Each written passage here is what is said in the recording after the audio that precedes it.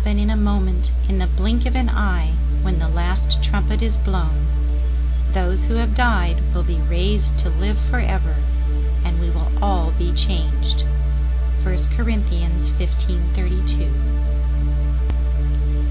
We see the eye in this famous prophecy of the rapture as God's eye in the center of our Milky Way galaxy, which viewed from the side appears to be blinking. And this is where we are right now, in the blink, where all 7 billion of us risen souls are indeed being changed by the immense forces of gravity, light, and magnetism emanating from the heart of our Milky Way galaxy. These cosmic forces that are moving through us right now are sufficient to organize an estimated 400 billion stars, including our Sun, into a thin spinning disk 6 quadrillion miles across.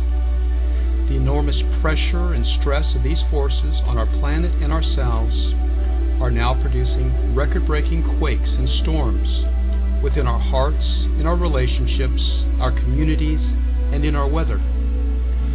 According to many prophecies, these storms will continue on through and beyond December 21st, 2012, when our Sun, the Earth, and ourselves will all perfectly align with the galactic core of our Milky Way. They say this date, December 21st, 2012, marks the end of our historic journey, the end of the world as we've known it, and the beginning of a whole new world.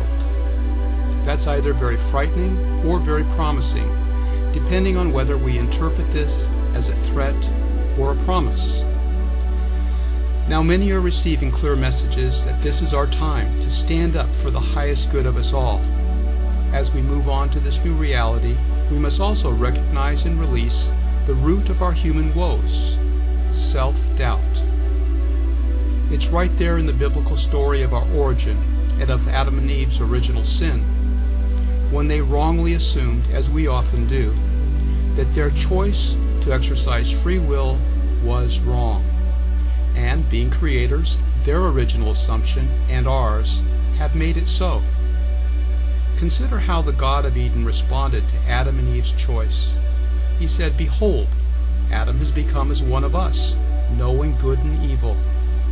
Does he really sound angry to you, or more like a proud father?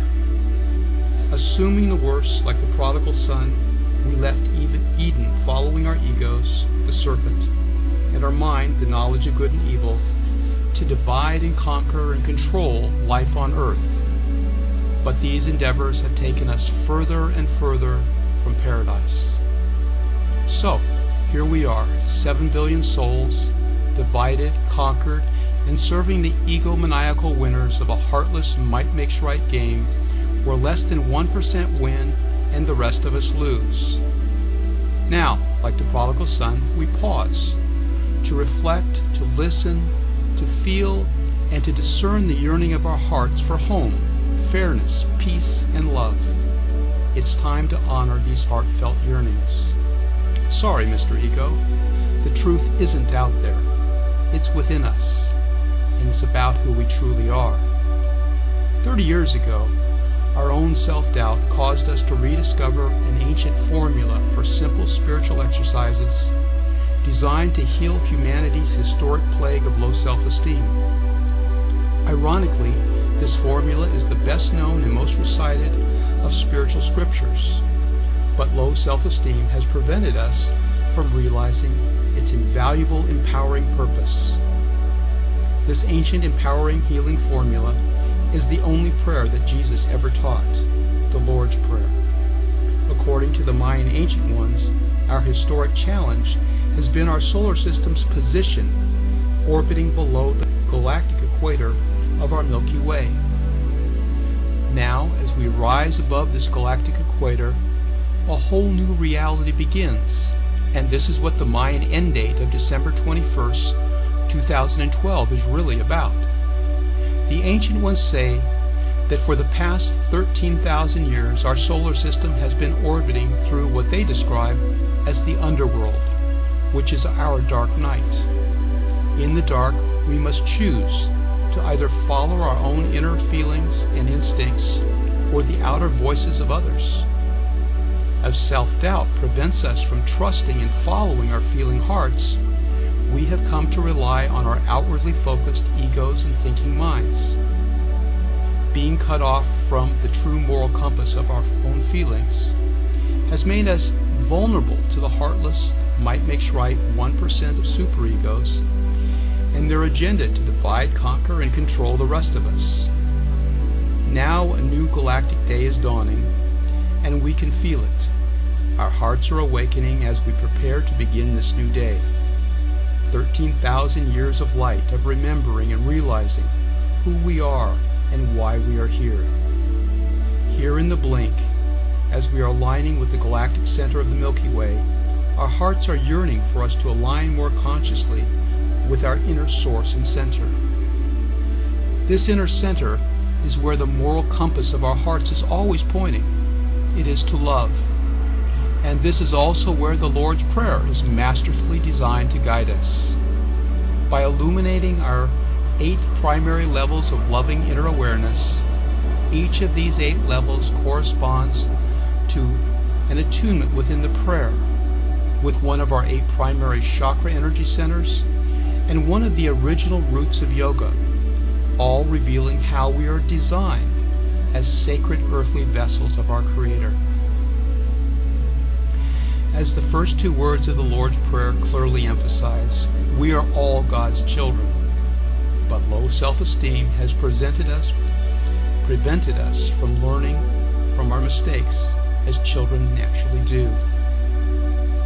Fortunately, by simply affirming with feeling the 8 radiant human spirits that the Lord's Prayer points to, we may gently dissolve our self-doubts and awaken to our true godly nature. These 8 radiant spirits are loving, which is the essence of our Father within us. Free will is our Father's greatest gift to each of us. Peace is in heaven where our Father resides within us. Joy is His holy name calling and awakening us from within. Gratitude is our Father's will that is always and everywhere loving us perfectly. Appreciating is assimilating our daily bread or lessons. Accepting is forgiving the past to be fully present in the blessed here and now. And letting go is surrendering our ego's illusions of separation to our Father's unifying love. To compensate for our low self-esteem, we've allowed our egos to play God, which has prevented us from realizing that we actually are the real thing. It is by letting go to accept, appreciate, and be grateful, to be joyful, peaceful, free, and loving, that we awaken to who we are.